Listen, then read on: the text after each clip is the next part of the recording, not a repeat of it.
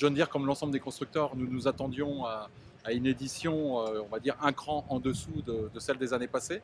On ressent que les agriculteurs sont globalement très très soucieux. Malgré tout, je dirais une analyse assez sereine et factuelle de la situation de la part de beaucoup d'agriculteurs. Je dirais une prise en compte des difficultés économiques qu'il va falloir traverser, mais avec, je dirais, un certain optimisme, un certain espoir qui reste quand même dans la majorité, pour la majorité des agriculteurs présents. On a une année 2016 très atypique, qui en gros a été divisée en deux.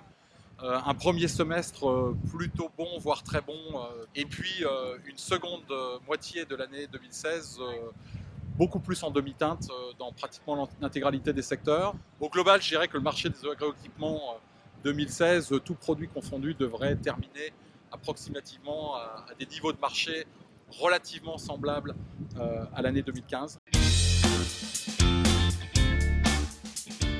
dispositif Macron, comme tout ce genre de dispositif, a considérablement perturbé le marché dans son ensemble, que ce soit le marché du neuf d'ailleurs, parce qu'il a fallu répondre, que tous les constructeurs et distributeurs puissent répondre rapidement à une forte hausse de la demande. Et puis bien sûr, la plus grosse perturbation, c'est sur le marché de l'occasion, avec un impact direct sur la capacité de revente de matériel récent.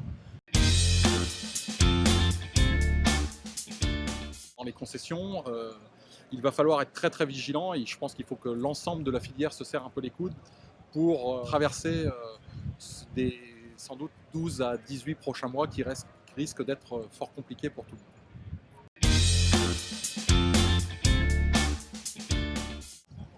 Globalement, je pense qu'on peut s'attendre à une baisse générale du marché des agroéquipements d'au moins 20% sur l'année 2017 par rapport à 2016. Ce sont principalement les matériels de grande culture, donc tracteurs de forte puissance, moissonneuses-batteuses, matériel de pulvérisation qui vont sans doute pâtir le plus de la situation actuelle.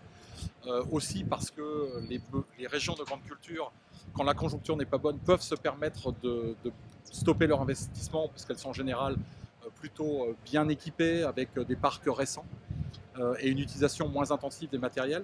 Alors que dans les régions d'élevage, et on l'a vu depuis un an, y compris dans les régions laitières qui sont durement frappées par la crise laitière, malgré tout, il y a un volant d'affaires qui continue dans ces régions par le fait que les parcs sont plus anciens, les matériels sont utilisés de manière beaucoup plus intensive et donc il y a un besoin naturel de renouvellement qui existe dans ces régions.